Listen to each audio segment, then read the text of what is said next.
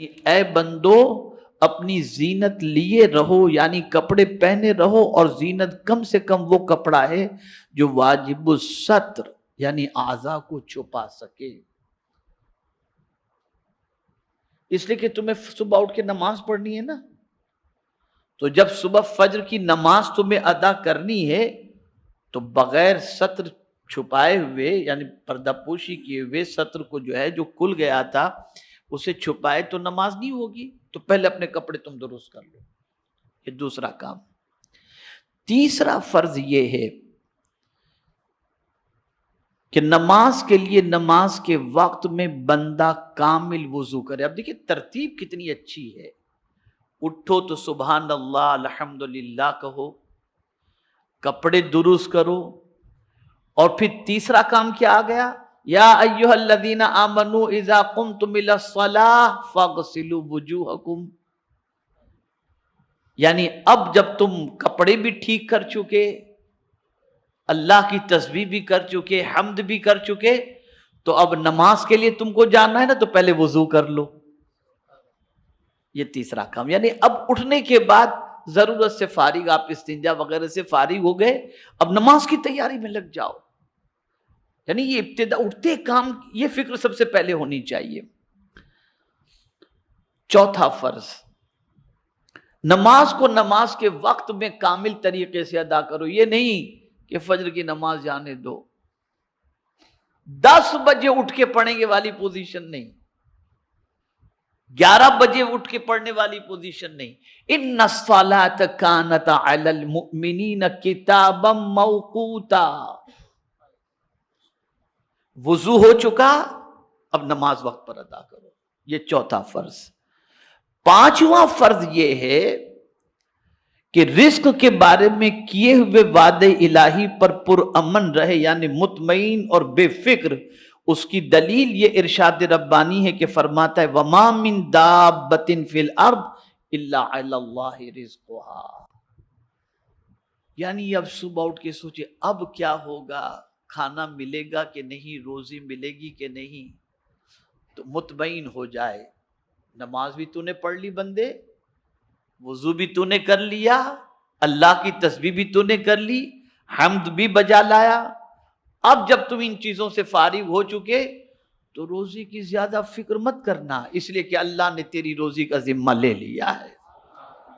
اور جب روزی کا ذمہ لے لیا تو میرے پیارے آقا صلی اللہ تعالی علیہ وسلم کے پیارے دیوانوں، اب اللہ کا نام لے کر کے تو نکل، بے فکر ہو کر نکل، اس نے وعدہ کیا ہے تو نکلے گا تجھے وہ روزی عطا فرما دے گا، اس لیے کہ اس نے تیرے رزق کا ذمہ لیا۔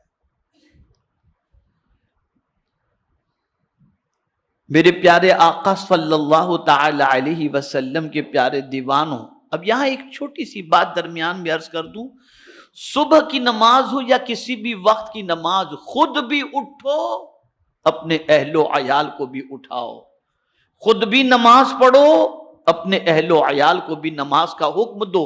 وَأْمُرْ أَهْلَكَ بِالصَّلَاةِ وَاصْطَبِرْ عَلَيْهَا لَا نَسْأَلُكَ رِزْقًا نَحْنُ نَرْزُقُكَ، اپنے اہل و عیال کو نماز کا حکم دو اور خود بھی نماز پر قائم رہو۔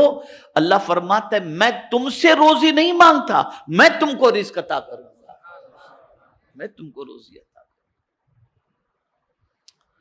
تو رزق کے سلسلے میں صبح اٹھ کر مطمئن ہو جاؤ۔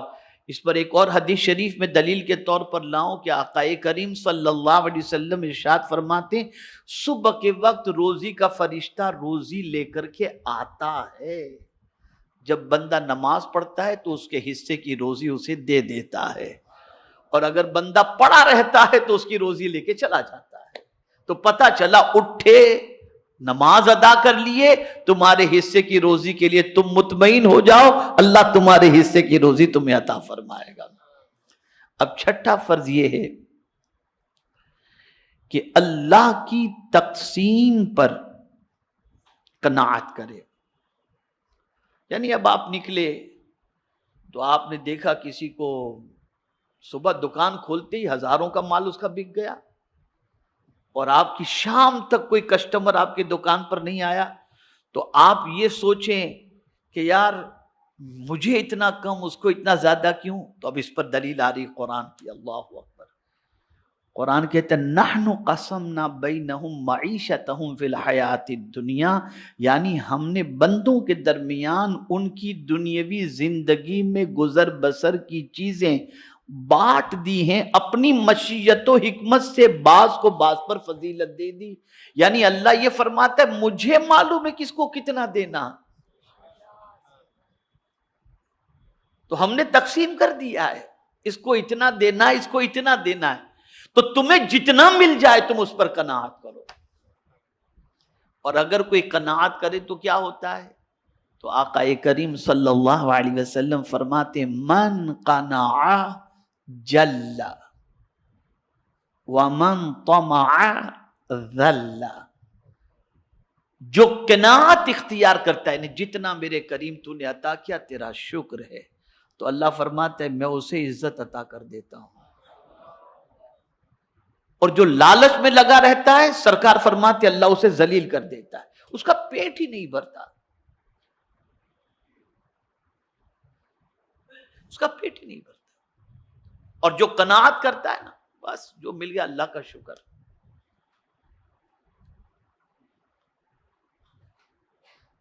اس کو میں قرآن مقدس کی دوسری آیت کی روشنی میں بھی سمجھا سکتا ہوں.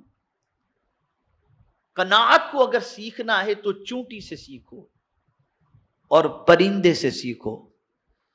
نہ ان کا کوئی گھونسلہ ہوتا ہے، نہ اگلے دن کا اسٹاک ہوتا ہے. اگلے دن کا کھانا، اگلے دن کا دانا کوئی پرین چرین چونٹی ایڈوانس کے اندر جمع کر کے نہیں رکھتی. لیکن جس دن مل گیا صبح نکلے بھوکے، شام کو پیٹ بھر کے پرندے لوٹ آتے ہیں اور اللہ کے دیے ہوئے رزق پر قناعت کرتے ہیں. مولا دوسرے دن پھر انہیں عطا فرما دیتا ہے، عطا فرما دیتا ہے. ساتواں فرض صبح اٹھ کر کے ہی جو ہے وہ یہ ہے کہ اللہ پر بھروسہ کرے. کیا کرے؟ ہم کس پر بھروسہ کرتے ہیں؟ کسٹمر پر. ہم کس پر بھروسہ کرتے ہیں؟ سیٹھ پر.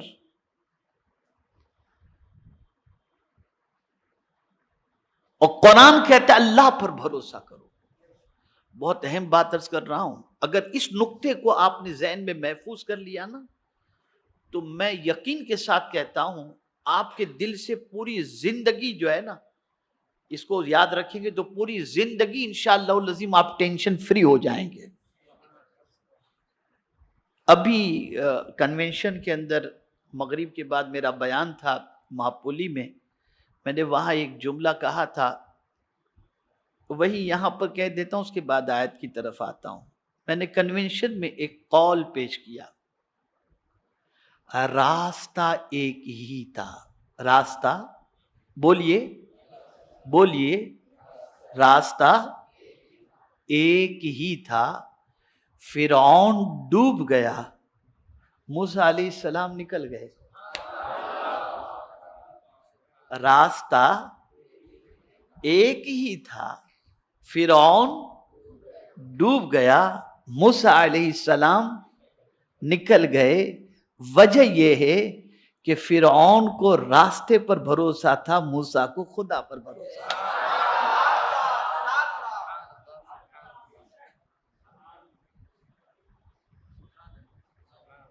سمجھے نا؟ فرعون کو کس پر بھروسہ تھا اور موسیٰ علیہ السلام کو؟ یہ ایک بنیاد. اب ہم کسٹمر پر بھروسہ کرتے ہیں، یہ میرا کسٹمر چھوٹ گیا تو کیا ہوگا، ارے آہو بھگت میں لگ گئے اس کے پیچھے، چائے منگاؤ، سینڈوچ منگاؤ، کھانا منگاؤ، پانی منگاؤ، دانا منگاؤ، چل جاتا. اس نے فون کیا میں نکلا ہوں، بس پہنچ رہا ہوں، راستے میں ایکسیڈنٹ ہوا، ختم معاملہ، فنش.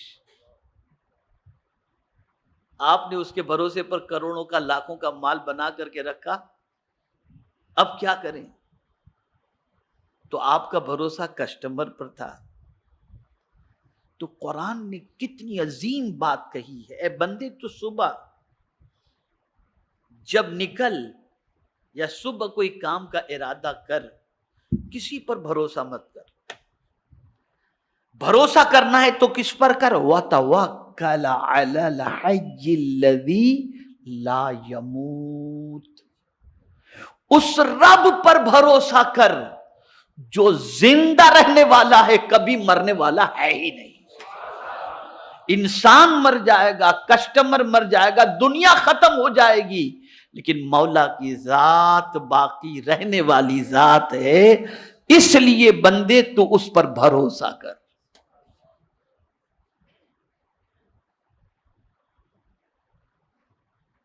یہ صبح ہوتے کیا ہوگا، کیسے ہوگا، کچھ بھی.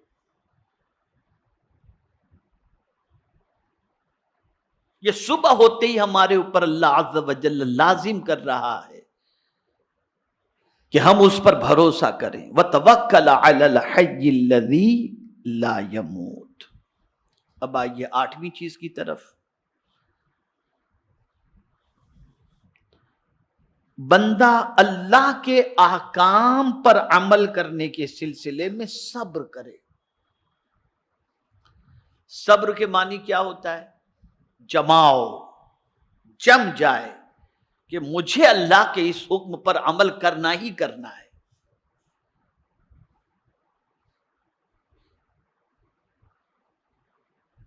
عام طور پر بندہ سوچتا ہے کہ جھوٹ بولوں گا تو دھندا چلے گا، یار اگر تھوڑا سا یوں بول دوں گا نا تو کام چل جائے گا، اور وہیں اللہ کے حکم سے بندہ پھسل جاتا ہے، بجاوری نہیں کر پاتا. لیکن قرآن کہتا ہے فاصبر لحکم ربک، یعنی اے بندے اپنے رب کے حکم کی تعمیل کے لیے برداشت کر. یعنی بندے تو برداشت کر لے، نہیں مجھے تو میرے رب کے حکم پر ہی عمل کرنا ہے، ختم ہو گئی بات. ملنا ہوگا اتنا ملے گا، دینے والی ذات اللہ کی ہے، میں کیوں جھوٹ بول کر کے اپنی آخرت کو برباد کروں؟ جم جاؤ اس کے اوپر، یہ تمہارے اوپر فرض ہے، اٹھتے ہی فرض بن جاتا ہے. اس لیے کہ اللہ کے حکم پر عمل کرنے سے اگر کوئی روکتا ہے تو وہ شیطان روکتا ہے اور وہ نفس روکتا ہے. تو صبح ہوتے ہی مائنڈ یہ سیٹ کر لینا چاہیے کہ مجھے اپنے رب کے حکم پر صبر کرنا ہے اور اس پر جمے رہنا ہے. یہ 8واں فرض. 9واں فرض، کیا ترتیب فقیہ ابو اللیث سمرقندی رحمت اللہ تعالی علیہ نے دی ہے.